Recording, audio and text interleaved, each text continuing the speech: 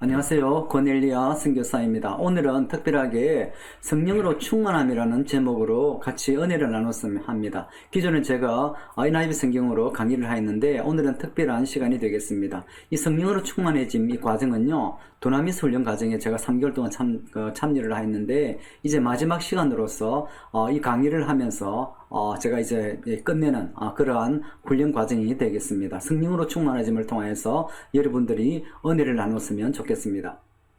성령 충만함에서 제일 중요한 것이 실제적으로 저희가 의미의 중요성을 살펴봐야 되겠네요. 네, 왜냐하면 우리의 대부분, 여러분들의 대부분이 개혁교회, 특별히 장로교회죠. 우리나라 같은 또 복음주의죠. 거기서는 실질적으로 충만함이라는 이 단어에 익숙할 거거든요. 왜냐하면 신약 성경에 한 곳을 제외하고는 거의 대부분이 성령 충만함으로 되어 있기 때문에 성령 충만을 여러분들은 계속적으로 듣고 있죠. 그런데 실질적으로 성경에서 성령으로 세례를 받고 그리고 성령으로 충만해지고 그들 위에 또 성령이 강림하였다. 그리고 성령의 은사가 부어졌다. 성령 세례를 받으라. 그리고 성령 위로부터 권능을 입어서 이런 부분도 성령 충만으로 되어 있는데, 그런데 실질적으로 오늘 제가 강의할 이곳에 실제로 이 표현은 성령의 세례에 더 가깝거든요. The Baptism of Holy Spirit입니다. 그리고 이 의미를 우리가 분명히 구분을 알아야만이 우리가 권능을 부여하는 성령의 사역에 대해서 저희들이 이해하고, 그리고 우리 거듭남을 구원을 넘어서 이제 사역으로 그리고 봉사로 나아갈 때 우리가 능력으로 감당할 수 있는 그런 부분이 있습니다. 그래서 성령 충만함과 성령 세례를 분명히 구분해야 될 그런 부분이 있고, 그래서 이 의미가 굉장히 중요합니다. 저도 선교지에서 20년 이상 사역을 하면서 저도 성령 충만함만을 10년 동안 알고 그를 감당하였을 때, 그리고 능력으로 감당해야 될 그런 부분이 있을 때 많은 한계를 체험했던 그런 경험이 있습니다. 그리고 10년 전에 제가 체험했던 성령세례 이 부분이 두나미서 이 강의와 훈련 과정과 거의 비슷한 부분이 많거든요. 그래서 이 부분을 제가 선택하여서 강의하는 그러한 목적이 있고요. 다음 장에 한번 가보시죠. 성령 충만함의 의미의 중요성 가운데서 이 부분 실제로 두나미스가 대천덕 신부님 이쪽에 예수원 태백에 있는 예수원을 통해서 이제 시작된 부분이 있는데, 그리고 대천덕 신부님이 그럼 이분이 강조하는 부분이 성경은 성령님 사역의 외적 사역과 내적 사역을 일관되게 구분한다고 합니다. 그리고 제가 앞에서 성령 세례에 대해서 토레이 목사님이 지은 그 책을 제가 공유한 부분이 있거든요. 그쪽에서도 보면 토레이 목사님도 성령 세례에서 성령 충만과 구분된 것으로 구분하면서 제가 은혜를 나누었던 내용들이 유튜브에 지금 올라와 있거든요. 그럼 참조하면 좋겠어요. 그리고 대천덕 신부는 일관되게 이런 걸 주장하고, 그리고 이를 통하여서 두나미스 학교가 오픈되고 그리고 이것을 우리 교회에 전파되고 있는 것이죠. 실질적으로 이것이 꼭 필요한 그런 부분이 있습니다. 그리고 성령님이 우리의 신체 위에 임한다. 이 부위를 했는데 이것이 어폰이거든요. 우리의 내주하시는 성령님, 위든이거든요. 그것은 실질적으로 구원을 우리를 천국까지 인도하는, 그리고 우리를 죄에서 구원에 끊임없이 우리를 성화시켜가는 천국으로 인도하는 보증이 되는 성령님을 의미하거든요. 실제적으로. 그런데 외적인 성령의 이미지는 바로 성령님의 능력과 사역과 관계된 바로 사도행전 1장 4절, 1장 8절에 의미하는 위로부터 임하여서 우리가 성령을 받아서 위로부터 임하거든요. 그래서 우리가 예수님의 주님의 증인으로서 땅끝까지 임하는 사역을 감당할 수 있는 바로 그것이 성령님의 능력의 사역, 우리의 위로부터 임하는 그 사역입니다. 그래서 아처토레이는 그럽니다. 우리 위에 임하고 혹은 우리와 함께 하시고 우리에게 기름을 부으시고 우리를 감동시키시고 혹은 우리를 인도하시는 성령님은 일단 목수들이 일을 하기 위해서 가져야 하는 연장과 같은 것이라고 말하고 있습니다. 그래서 이 성령 위로부터 임하는 성령, 외적인 성령을 우리들이 이해하만이 우리가 능력 있는 봉사를 하게 되고 더 은혜 있는 봉사죠. 그리고 능력 있는 사역을 하게 돼요. 사역을 하지만은 다른 제가 선교지에 성령 세례를 저희가 받았을 때 저희도 똑같이 이 선교단체 그리고 복음주의 장로교였죠. 그런데 성령 충만함 알았을 때 많은 한계가 있던 것을 선교 사역을 통해서 체험하였거든요. 그래서 제가 무엇보다도 위로부터 임하는 성령의 능력의 사역에 대해서 많은 관심을 가졌고, 그것이 이런 부분들이 여러분들에게도 증거되기를 제가 기도하는 겁니다. 이제 우리가 예수님에 대해서 좀 살펴봐야 되겠는데요. 예수님도 메시아로서 이 땅에서 사역을 시작했을 때 성령님으로부터 기름 부음을 받았습니다. 예수님께서 사역을 시작하기 전에 먼저 세례요한에게 물세를 받기를 원하셨어요. 그리고 물세를 받으러 갔을 때 하늘 문이 열리고 그 위로부터 성령이 임한 성령 세례를 받으셨거든요. 그래서 하나님께 또 내 사랑하는 아들로 컨펌하신 그런 장면을 우리가 볼 수 있는데요. 예수님은 우리를 이 복음의 전 세계 땅끝까지 전하는 복음의 증인들로 세웠습니다. 그래서 예수님께서는 성령님의 능력으로 그때 그 당시에 사역을 하였다는 것을 모범으로 보여주었죠. 예수님의 사역은 신인으로서 사역하신 것이 아니고 인간으로 사역하셨는데, 성령님의 전적인 능력을 통하여서 그 능력을 행하시고, 그리고 축사를 하시고, 그리고 그 병자들을 치유하신 그것이 성령님의 능력으로 말미암은 것이거든요. 그래서 그 모범을 따라서 우리도 성령님을 통하여서 세례를 받고, 그리고 기름 부음을 받아야만이 우리가 봉사를 할 수 있고, 그리고 우리가 능력으로 사역할 수 있는 그러한 부분들을 예수님께서 우리들에게 보여주십니다. 사도행전 10장 38절 한번 볼까요? 하나님이 나사렛 예수에게 성령님과 능력을 기름 붓듯 하셨으며 저가 두루다니며 착한 일을 행하시고 마귀에게 눌린 모든 자를 고쳤으니 이는 하나님이 함께 하셨기 때문이다. 예수님께서 성령 세례를 받았을 때 능력으로 축사하셨고, 그리고 병자를 고치셨고, 그리고 많은 사람들에게 복음을 전할 수 있는 그러한 근거가 되었죠. 우리도 마찬가지입니다. 요한복음 14장에 그랬죠.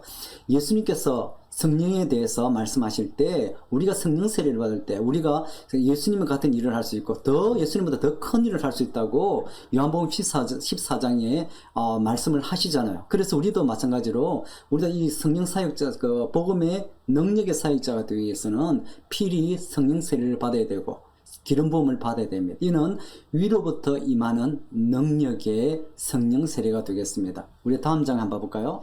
그리고 우리가 능력으로 되찾게 될 것이라고, 그리고 하나님께서, 예수님께서 약속하셨습니다. 누가복음 24장 49절에는 내가 아버지 약속하신 것을 너에게 보내리니 너는 위로부터 능력이 입힐 때까지 이 성에 유하라고 합니다. 이 말씀은 예수님께서 부활하시고 40일 동안 이 땅에서 임하시고 개혁적으로 이 하나님 나라에 대해서 말하시고, 그리고 이 땅에 임할 성령의 세례에 대해서 말씀하셨거든. 특별히 하나님 나라에 대해서 이야기하시고, 그리고 우리가 사역할 수 있는, 그리고 위로부터 임하는 그 능력, 그 선물에 대해서 말씀하시는데요. 그래서 앞에서는 예수님께서 능력으로 임하는 성령님을 약속하셨습니다. 그리고 제 아들은 예수님의 그 명령과 그 약속에 따라서 마가의 다락방에 모여서 열심히 기도한 것을 여러분들이 기억하실 것입니다. 그리고 그 능력으로 사람 위에 임하는 성령에 대해서 우리가 다시 한번 더 살펴보겠는데요.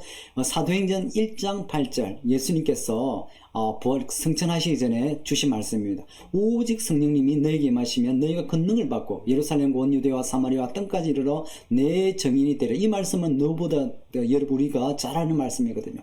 오직 성령님이 너희에게 임하시면, 바로 이 부분이 성령 세례 위로부터 임하는 그 성령님이죠. 능력으로 임하시는 그 성령님입니다. 이 주신 그 약속에는 이럴 때, 임할 때 우리가 권능을 받고, 그리고 예루살렘과 그 땅끝까지 증인이 될 수 있는 그 삶을 산다는 그 약속, 그 약속의 성령님이시거든요. 그리고 이 성령님은 능력 위에 사람들에게 부어집니다. 이것을 통하여서 제 아들이 그 이후에 마가의 다락방에서 120명이 모여서 열심히 합심으로 기도했을 때, 그리고 2장 1절에, 사도행전 2장 1절에 바로 나오잖아요. 오순절 날 성령이 위로부터 임하였죠. 그리고 120명이 한 사람 한 사람이 가운데 임하여서 이 방언을 말하고, 그리고 능력의 성령 세례를 받았음을 성경이 증거해 주거든요.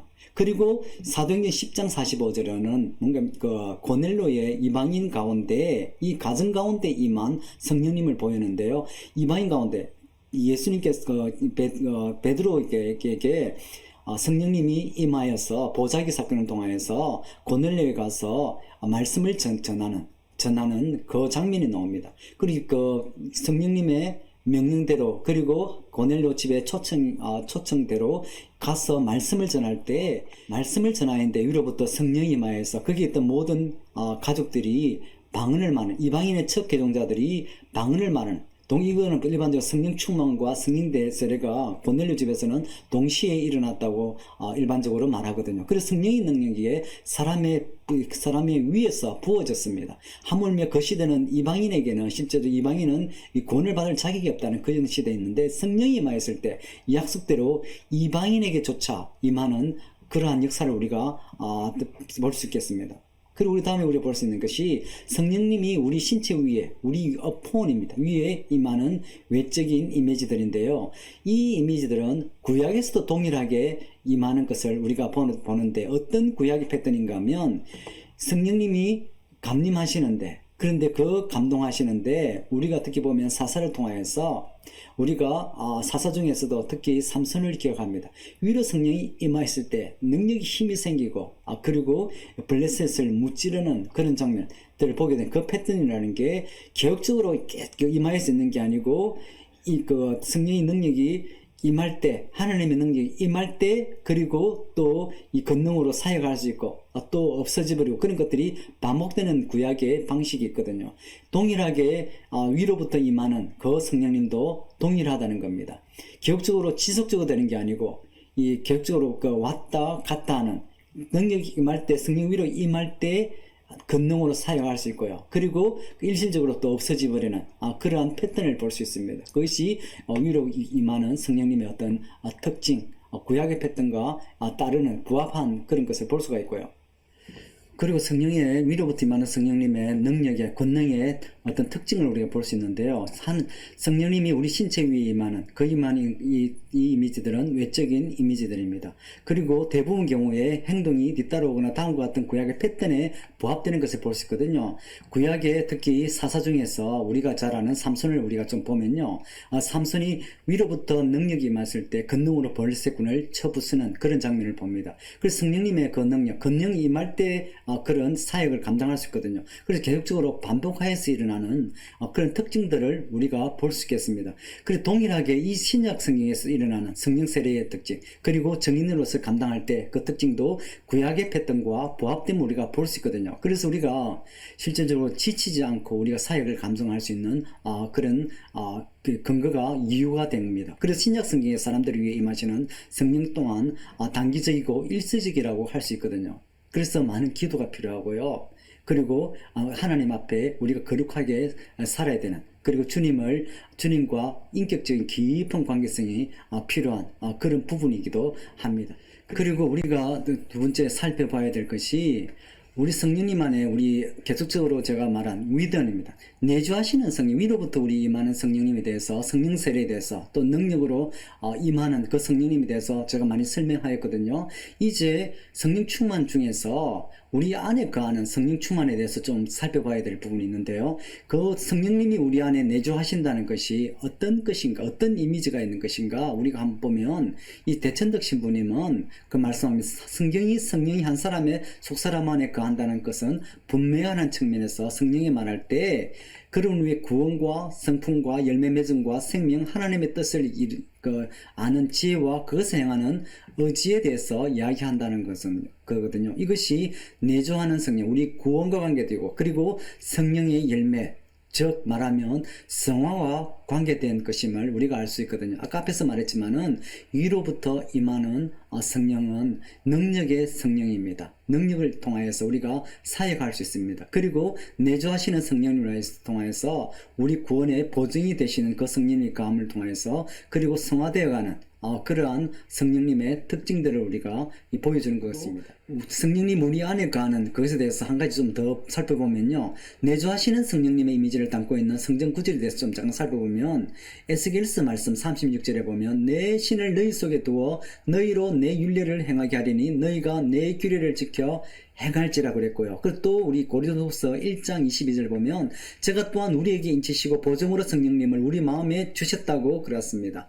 그래서 이거는 구원을 이루시는 우리 성령님이시고요. 그리고 구원의 성령을 통하여서 그리고 성화를 통하여서 우리가 개혁적으로 구원하면서 그리고 이 성령님은 우리를 진리로 인도하는 그런 성령님 은혜잖아요. 그래서 우리가 이 열매를 맺는 그러한 성령님을 통해서 우리가 이 구원의 열매 그리고 사역의 열매를 주님께 영광 돌리는 그 열매를 우리 가운데 맺게 하시는 것이죠. 그리고 물론 이 우리에게 인치시고 구원을 인치시고 저 천국 갈 때까지 이 성령 이 우리 가운데 임하시는 그 성령님을 인해서 이 힘든 이 세상 가운데 그리고 이 유혹 많은 이 세상 가운데 우리가 힘있게 그리고 살아갈 수 있는 그 근거가 되는 것이죠. 그래 보면요, 또 우리 안에 거하신 아까는 위에로 임하는 성령님의 어떤 패턴에 대해서 살펴봤잖아요. 그런데 우리 안에 거하시는 성령님에 대해서 패턴에 대해서 좀 살펴보면요, 물론 이 안에 하나님의 인격적인 관계, 주님과의 인격적인 관계성, 그것이 중요한 거죠. 그러니까 보면요, 우리 안에 내주하시는 성령님은 장기적입니다. 아까는 위로부터 임하는 성령님은 계속적이고 반복적인 것이죠. 그런데 아까 앞에서 말씀드렸지만은 within Holy Spirit, 우리 안에 거하는 그 성령님은 우리를 구원으로 인도하는 인치시는 그 영이거든요. 우리가 또 성화되어 와서 열매 맺는 그 성령님의 특징을 우리가 볼 수 있는데요. 그 이런 이미지는 어떤 것이 있냐면 구원이나 지혜 같은 인격적인 특성과 같은 장기적인 조건과 항상 관련이 되어 있는 내주하시는 성령님의 특징, 이런 모든 것들은 성령 충만과 관계되잖아요. 아까 위로부터 임하는 성령, 그리고 내주하신 성령, 다 성령, 이 신약과 성령 성경에서는 필드로 성령 충만으로 지금 표현되어 있는 거거든요. 그래서 우리가 이 구분들을 우리가 이해해야 되고, 그리고 알아야만이 우리가 더 열심히 그리고 능력으로 할 수 있는 것입니다. 그래서 대조되는 성령님의 사역에 대해서 보시면 아웃사이드 임재와 위든 어폰이었죠. 위로 임하는 성령님입니다. 그리고 내주하는 성령님의 특징을 또 성령님의 사역을 보면요, 이제 아웃사이드 위로부터 온 성령님은 구약의 성경으로부터 시작되었습니다. 우리 사사의 특징, 사사기를 보면 특히 우리 위로부터 임하는 성령, 그리고 또 구약의 선지자들이라든지 그 위에 임하는 그 성령님을 우리가 잘 알 수가 있겠죠. 그리고 하나님 나라를 전진시키는 전진을 위한 은사와 행동으로 귀결된다. 위로 임하는 성령은 능력입니다. 성령 사역을 감당해서, 그래서 능력의 표현은 일시적이고 계획적으로 반복을 되어서 나타나고, 그리고 내주하시는 성령님은 신약 성경이 시작되는, 이 말은 바로 오순절 때 성령님이, 약속한 성령님이 이 땅 모든 땅 가운데 편만하게, 그래서 예수님을 구주로 우리가 고백할 때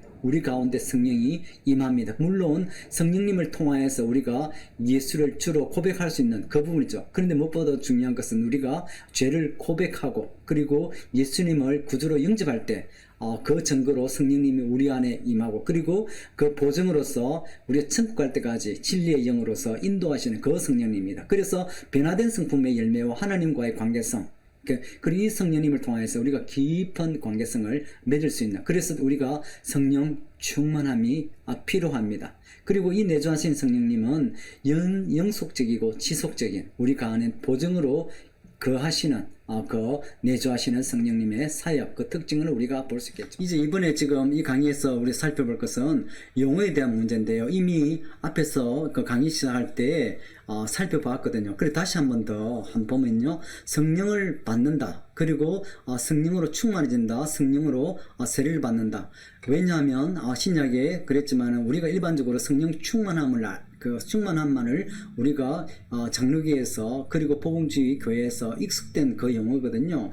그래서 이 교회 안에서 많은 논쟁과 오해의 소지인 요소들입니다. 그런데 이 두나미에스에서 지금 성령 충만과 성령 세례에 대해서 구분하여서, 그리고 이것은 제임스 패커와 같은 존 스토트와 동일한 선상에 있는 유명한 복음주의의 그 신학자, 그분도 성령 충만과 성령 세례에 대해서 분명히 구분하여서 가르치고 있고요. 그리고 앞에서 제가 강의한 성령 세례의 토레이 목사님도 성령 충만과 성령 세례를 분명하게 구분하여주고 있거든요. 우리가 구원받고 나서, 그리고 우리가 일꾼으로서 정인들로 살기 위해서 위로 임하는 예수님께서 약속하신 그 성령의 능력의 성령의 그 선물을 받아야만이 우리가 교회에서 봉사할 수 있고 그리고 우리가 선교를 감당할 수 있는 그런 능력으로 감당할 수 있는 그 부분이거든. 물론 할 수는 있죠. 그런데 선교제가 보면 이 성령 세례를 능력의 세례를 받지 모르고는 받지 않고는 감당할 수 있는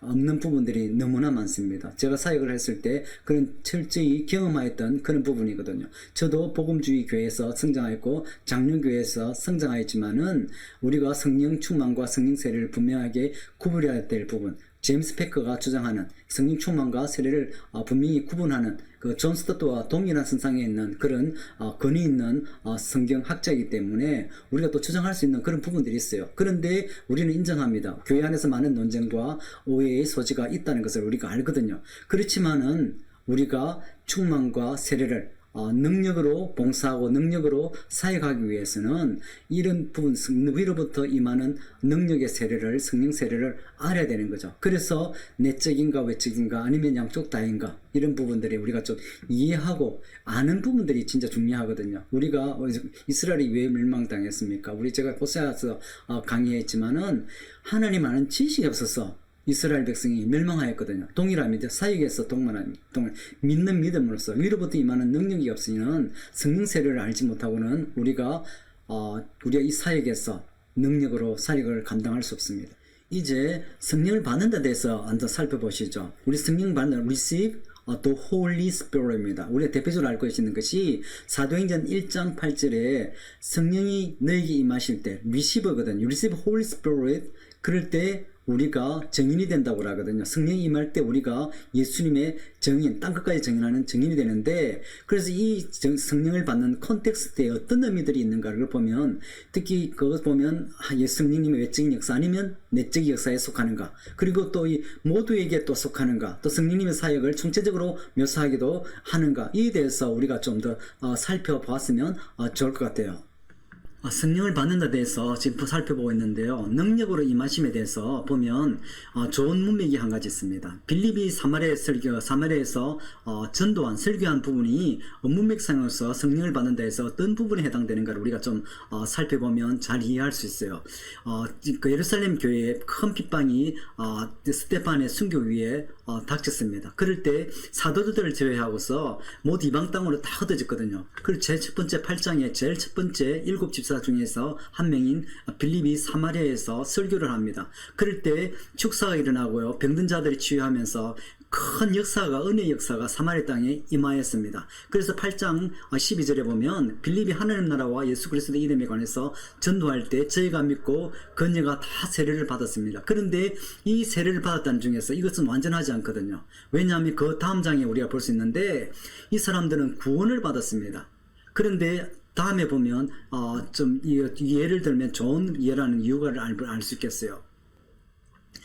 그리고 그 구원을 받았다는 그 소식이 예루살렘 교회에 들어갔거든요. 그럴 때 예루살렘 교회에서 사도 베드로와 요한을 파송을 하였습니다. 그들이 내려가서 그랬습니다. 그들이 내려가서 저희를 위하여서 성령님 받기를 기도하니 이는 아직 한 사람에게도 성령님을 내리신 일이 없고 오직 주 예수의 이름으로 세례만 받을 뿐이었다.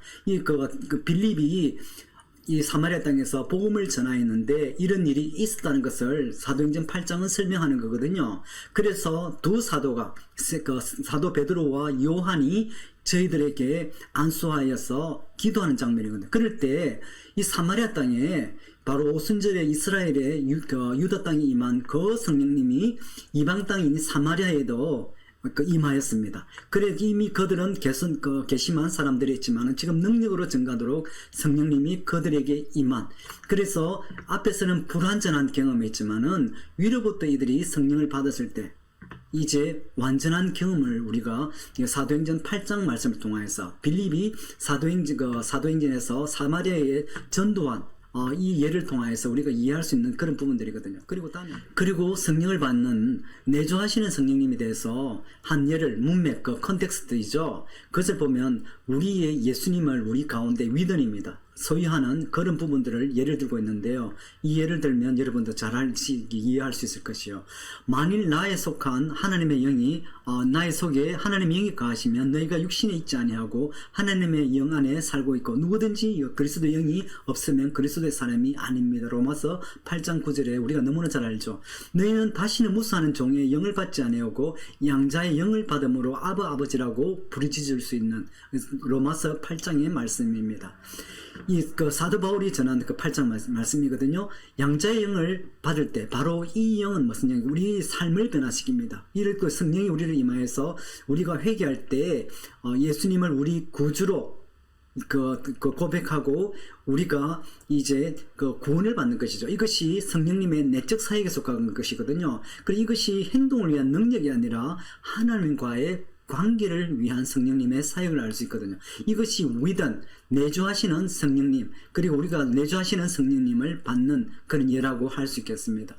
이제 살펴볼 것은 사도행전 10장에 있는 고넬료 이방인이 개종하는 그 사건이 또 이 성령을 받는 데서 좋은 예가 되거든요. 근데 이 예는 내적 외적 사역 모두를 포괄하는 그런 예가 결론적으로 이야기하면 그렇습니다. 그런데 약간 복잡하다고 일반적으로 이야기하는데 이 고넬료 이방인들이 구원받으러 나왔습니다. 그리고 이 사람들은 성령을 받기 시작하였습니다.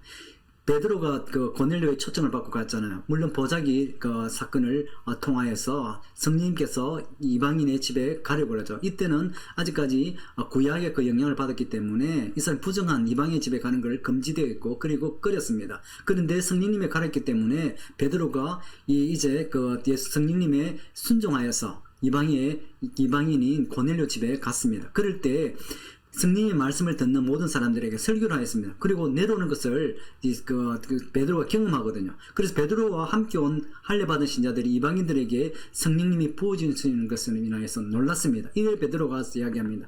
이 사람들이 이를 같이 성령님을 받았으니 누가 능히 물로 세례줌을 금하겠느냐고. 이방인도 이제 그 성령님의 사도행전 2장의 오순절 이후에 성령님이 이 땅 가운데 남을 때 이제 이방인들도 이제 이 땅 가운데 구원의 길이 열린 거죠. 이제 그 사역의 길이. 그래서 10장 이후에 특히 13장 이후에는 이제 사도 바울을 통하여서 이방인의 선교가 이제 시작되는 그러한 사역을 옮겨가는 것을 우리가 알 수 있고요. 그래서 이 10장이 분기점이 되잖아요. 그래서 이 이방인이 어떻게 이렇게 구원을 받는 걸 통하여서 베드로를 통하여서 우리가 알 수 있는 것이 이 10장 47절에 사용된 데는 받는다는 그 의미가 외적 사역을 말한다고 하는데, 그런데 확대된 이 그 콘텍스트를 보면 내적 사역도 포함됨을 알 수 있거든요. 그래서 일반적으로 이 사역은 베드로가 설교를 할 때 성령님이 위로부터 임하고 그리고 내적인 성령, 그래서 이 사람들은 구원도 받고 동시에 위로부터 성령이 임하여서 방언도 하는 그런 일이 그 이방인의 집인 이 고넬료의 집에서 일어난 사건이에요. 그래서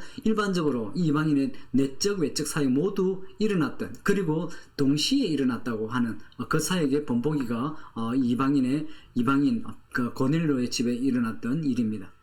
다음 성령을 받다 대체로서 외적 사역을 말하는 것에 대해서 한 번 더 좀 살펴보면요, 내 외적 사역 모두 포함한 그 이방인인 고넬료 집에서 일어났던 그 사건을 말하거든요. 그 사도행전 11장에 보면 지금 그 베드로가 이방인 집에 그 전통 유대인들은 아직까지 구약의 시대에 사는 그 많은 영향을 받은 그 시대에 살고 있는 사람들이잖아요. 그래서 이방인의 집에 가면 끓이는 그런 사건이 있어요. 그런데 베드로는 성령님의 순종하여서 가서 말씀을 전가할 때 그러한 성령님이 임하고 그리고 이방인의 집이 구원받는 놀라운 믿음의 역사가 이 오순절 성령 역사 이후에 이 땅 임한 후에 일어났거든요.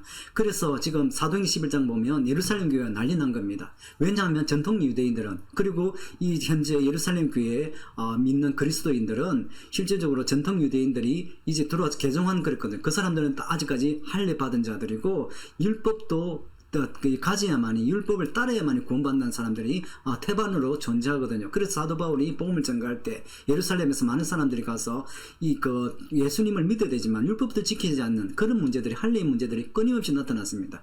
그런데 11장에 이제 막 지금 베드로가 고넬료 집에 복음을 전가했을 때 일어났던 부정한 집에 가서 복음을 전하여서 또 성령님이 임하였으니까 지금 난리 난 사건이거든요. 그래서 지금 베드로가 지금 예루살렘 교회에 설명하는, 베드로와 요한이 설명하는 그 부분이거든요. 그래서 그럽니다. 한번 봐봐 14절에 보면 그가 너와 내 온 집에 구원받을 말씀을 내게 이르라 함을 보았다. 내가 이 말을 시작할 때 성령님이 저에게 임하기를 처음 우리에게 하신 것 같이 하였다. 내가 주의 말씀에 요한에 물을 세를 주었으니 너희는 그 성령님으로 세를 받아라 것이 생각났다. 이런 부분들을 갖다가 베드로가 이 예루살렘 교회에 지금 설명하는 거거든요. 다시 한번 설명하여서 성령 세례와 성령 충만에 대해서 이 고넬료 집에 일어났던 이 사건들을 지금 설명하는 그 사건들, 그 내적 외적 사역 모두 포함하는 그 예를 지금 드는 것입니다. 그리고 이제 그 용어의 문제에 대해서 보면 앞에서는 우리가 설명했던 게 성령을 받는 데 대해서 설명했잖아요. 이제 성령 충만함에 대해서 다시 한번 더 정리해 보면요. 성충만이라는 말에 관련된 두 가지로 구별되지만은 서로 연관되어 있는 헬라어 단어가 있습니다. 헬라어 단어를 통해서 우리 다시 한번 구분해 보죠. 이 단어들의 문맥에 따라서 성령 충만의 의미를 크게 두 가지로 구분할 수 있는 내적인 외적인 역사를 우리가 알 수 있는, 물론 그랬지만은 우리가 이 성령 충만함으로 다 신약에 번역되어 있기 때문에 필드로 번역되어 있기 때문에 의미상으로 구분되어 있는데 또 다시 한번 헬라를 통해서 내적 외적 사역을 한번 구분해 보시죠.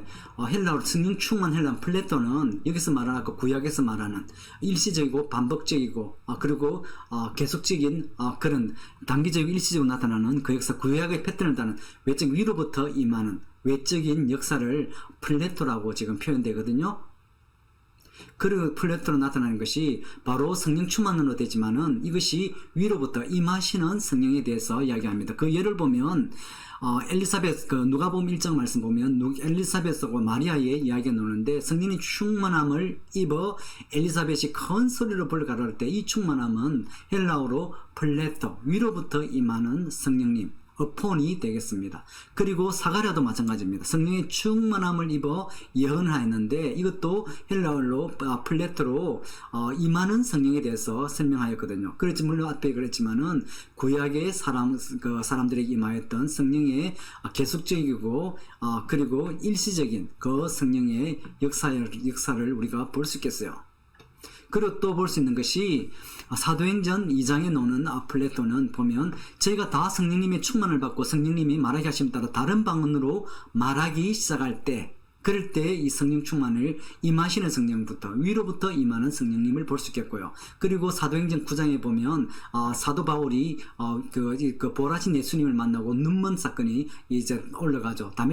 다메섹에 그 교회 믿는 자들을 핍박하기 위해서 체포하기 위해서 올라갈 때 그 보라신 예수님을 믿으면서 이제 그 눈이 보이지 않잖아요. 그때 아나니아가 나와서 사도 바울에게 안수할 때 비늘이 벗겨져 나갈 때 그때도 똑같이 플레토 하는 그 의미가 나오고요. 그리고 이런 모든 패턴들이 그렇지만 구약과 그리고 플레토를 통해서 위로부터 임하시는 그 성령님의 그 의미를 우리가 살펴볼 수 있겠어요.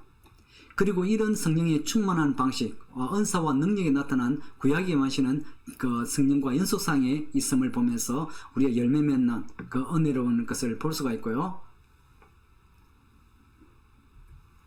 그리고 이제 성령 충만에 대해 또 다른 한 가지 번역으로는 헬라어로는 플레루, 아까 플레토였잖아요. 플레루라는 것을 통해서 이게 실제적으로 장기적이고 지속적인 내적 내주하시는 성령님을 의미하는 거거든요. 이 부분들은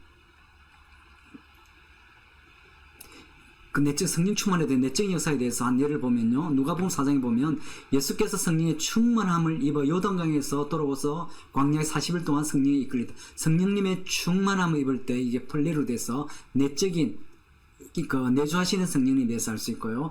그리고 사도행전 6장에 보면 너희들아 형제들아 너희의 가운데 성령님과 지혜가 충만히 칭찬받는 사람 7을 택하라. 우리가 이들을 우리에게 맡길 것이라 할 때 그 사도행전 6장에 7지사를 임명할 때 성령님의 지혜가 충만할 때 이때 플레로 되어 있습니다. 그리고 사도행전 6장에도 이 말을 기뻐하고 믿음과 성령이 충만한 사람 스테반 앞에 7명의 그 집사들이 지도자들이 명기되어 있거든. 이럴 때 믿음과 성령이 충만할 때 바로 헬라어 플레로 충만한 내적인 성령 충만함을 우리가 이해할 수 있겠습니다. 그리고 좀 더 살펴보면 사도행전 11장 8장 24절에도 바나바는 착한 사람이요 성령님과 믿음이 충만한 사람으로 플레루가 되어 있고요. 그리고 제자들이 사도행전 13장에 기름과 성령님이 충만하였다 때 또 헬라어 플레루 내적 충만을 볼 수 있겠습니다. 에베소에서도 오직 성령님의 충만함을 받으라 할 때 성령 충만 플레루 내적인 성령님의 충만함을 우리가 알 수 있겠어요. 그럴 때 성령 충만해질 때 많은 열매를 맺는 사역과 동일하며 구원과 열매로 기결됩니다. 이럴 때 플레토 위로부터 임하는 성령, 그 성령과 그리고 플레루의 성령님의 구분을 차려보면 위로부터 임하는 성령, upon이죠. 그 충만으로 다 되어 있거든요. 플레토는 위로부터 임재하고 그리고 플레루는 내주하진 위든입니다. 그리고 결과적으로 플레토는 위로부터 임하는 것은 은사와 행동으로 천국을 하느님 나라를 확장하는데 외적인 사역을 하는데 능력에 힘 있는 사역을 감당할 수 있겠죠. 그리고 내적인 그 성령의 충만의 결과로서는 열매 맺고 인격을 변화하는 하나님 공개성 맺는 그래야 해서 우리가 내적인 열매 맺는 그러한 역할이라고 또 할 수 있겠고요. 그리고 플레토를 보면 아까 구약의 패턴과 동일한 일시적이고 반복적으로 일어난다고 그러죠. 그리고 플레루 내적인 성충만은 내주는 연속적이고 지속적이고 그래야 해서 우리를 인치시고 그리고 천국까지 인도하는 그 진리의 영인 내주하시는 성령님을 우리가 여기서 볼 수 있습니다. 이제 우리가 살펴볼 문제는 이때까지 성령 충만하면서 외적인 역사와 upon과 그리고 내적인 역사 위든 내주하시는 성령님에 대해서 살펴봤거든요. 그런데 이 부분들을 우리가 살펴보면서 어떤 문제가 여기 가운데 성령 충만한 가운데 외적인 역사 내적인 가운데 일어날 수 있는가 또 어떤 균형이 필요한가를 우리가 보겠는데요. 잘못하면 그리스도인과 교회들이 균형을 이룰 수 있습니다. 어떻게 이룰 수 있는지 한번 보시죠. 임하시는 성령님 upon입니다. 플레토죠. 이거는 플레루죠. 내주하시는 위든이옵니다. 그럴 때 어떤 그 균형이 이렇게 되는가 하면 임하시는 성령님을 너무 강조하다 보면 능력과 은사로 임하시는 그 능력을 갖기는 됩니다. 그런데 성령님의 열매와 인격의 변화와 내적 역사에서 성숙이 결여될 수 있습니다. 그래서 성령의 능력, 은사자들을 봅니다. 그런데 실제적으로 내적으로 나타나는 열매가 없어서 많은 욕을 먹는 경우를 보게 되거든요. 이럴 때 균형이 없는 그런 하를 우리를 볼 수 있죠. 그리고 또 내주하시는 성령에 보면 어떤 위든 일을 강조하다 보면 성령님의 열매를 맺기 위해서 그리스도인과 인격적인 개발, 그 깊은 관계성을 우리가 맺을 수 있어요. 그리고 깊은 그런 신앙을 할 수 있습니다. 그런데 능력으로 임하시는 성령님을 받는 자유가 결여되어 있어 능력의 사역을 할 수 없는 그러한 이 불기능을 이룰 수 있거든요. 그래서 임하시는 성령과 내주하시는 성령님의 어떤 이 한쪽에 치우칠 때 그런 문제를 우리가 여기서 잘 보여주고요. 그리고 어떤 그런 균형이 이뤘을 때를 보시면 임하시는 성령은 능력으로 활동합니다. 그런데 성화된 삶을 살지 않죠. 앞에서 아까 설명하였던 그런 부분입니다. 그리고 내주하시는 성령님으로서 구원받아서 성화 속에 잘 자라고 합니다. 그런데 예수님을 증거하기 위해서 은사와 능력에서 성장하지 않고요. 그리고 아까 임하시는 능력에 보면 8장 23절 보면 시몬의 능력을 받는데 열려있는데 악독으로 가득한 그런 부분을 봤죠. 너무 능력만을 간주하죠. 이제 내주하신 성령님을 보면 사도행전 8장 보면 사람들은 믿었지만은 능력을 받지 못한 그런 부분을 우리가 볼 수 있죠. 또 보면 임하시는 성령과 내주하시는 성령 균형이 어떻게 이룰 수 있는가? 임하시는 성령을 강조하는 역동적인 예배와 선교를 위해서 성령의 능력 건설에 대해서 열린 교회가 됩니다. 그런데 기초적인 사랑과 교제가 부족할 수 있고요. 그리고 내주하시는 성령을 너무 강조하다 보면 근데 교제와 하나님의 말씀의 지식 속에 성장하는 교회가 될 수 있습니다. 그런데 사역하고 복음을 전파하기 위한 은사와 성령의 능력에서 부족할 수 있거든요. 그래서 여러분들의 어떤 교회의 선교가 별로 그렇게 부족하다. 그런 부분이 부족하다면 외적인 위로부터 하는 성령의 불균형임을 우리가 볼 수 있는 거죠. 그리고 다시 한번 또 균형을 이런 그런 걸 한번 살펴보면요. 위로부터 임하는 성령 강조할 때 봉사와 증거의 성령님의 힘력 속에서 성장합니다. 필요할 때 능력을 받는 것 속에서 성장을 합니다. 그리고 받은 성사를 사용하는 데 있어서 성장하는 거죠. 은사라고 하는 방언이라든지 축사라든지 그런 게 있죠.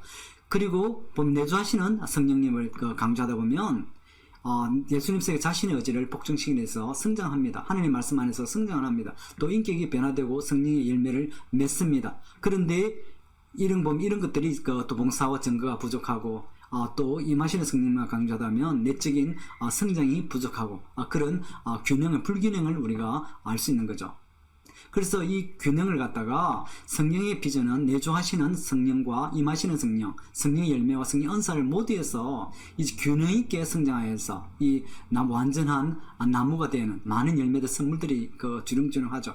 이러한 균형 잡힌 그리스도인이 되고 교회가 되어야 된다는 거죠.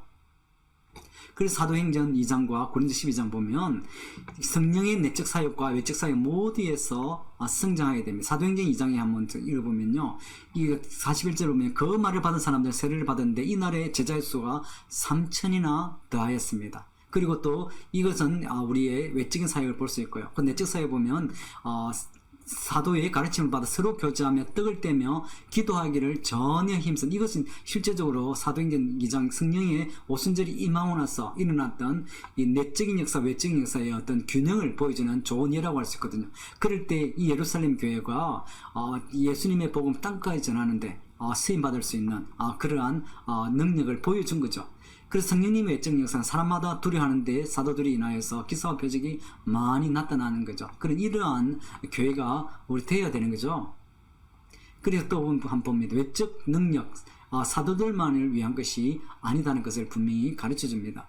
그리고 우리가 내적 사역과 외적 사역 모두 성장해야 되고, 그리고 이것은 선물이거든요. 복음의 증거자가 되기 위해서는 분명히 필요한 것입니다. 그리고 고린도서 12장 봅니다. 각 사람에게 성령이 나타내심을 주시면 유익하게 한 교회를 세우기 위한 은사를 주는 것은 교회를 세우기 위한 주님의 목적이고, 그리고 증인으로 살게 하기 위하심이죠. 다시 한번 보죠.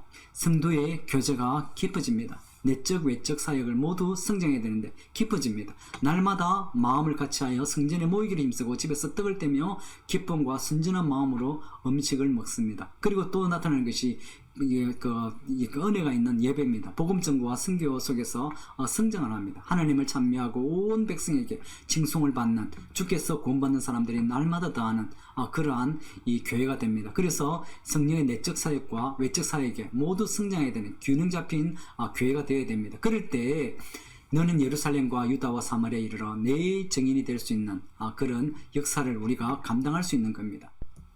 그리고 우리가 성령과 내적 외적 균형 속에서 성장하게 될 때 우리는, 개인은 예수 그리스도를 이용하고 신실한 제자들로 성장하게 됩니다. 또 교회는 성도의 깊은 교제와 선교 사역에 모두 양쪽에서 성장을 하는 거죠. 그리고 하나님과 서로 향한, 그리고 교회 저 너머에 있는 사람들을 향한 우리의 사랑 속에서, 그리고 성령의 능력의 나타남 속에서 그리스도의 몸은 그리스도의 복음을 전 세계로 전파하는, 그리고 우리 안에 내주하시는 성령님과 우리의 많은 성령의 사역을 통하여 우리는 지상 명령을 성취에 참여하게 되는 것입니다. 감사합니다.